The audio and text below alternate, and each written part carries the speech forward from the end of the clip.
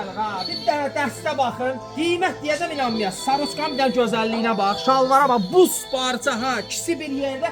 Qiyməti cəmi 28 manatdır. Amma ancaq bu videonu bəyənib, yorum cübbulladıb kayd eləyənə verəcəm. Gələndə də bir-bir baxacaq. Şalvarın da rəyləri var. Köynəyinin göstərirəm hamısını. Bir dənə baxın da. Şalvara bax. Düyməsinə bax.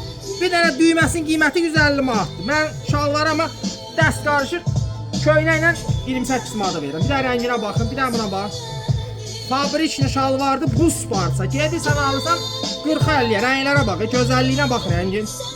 Buna bax. Buna bir dənə bax. Sinisi, qarası, bozu. Köynəyin də rəngləri də nə qədər rəng istəsə rəngi var. Buna bax. Ölçüdəki 6XL-ə qədər var. 6XL-ə qədər. Buna rənglərə bax. Sinisi, ağı, bozu, açıq bozu, yaşılı, nə bilim nə rəng istəyirsən, qarası. Gözləyirəm hər birinizi. Bax, bura bir dənə baxın.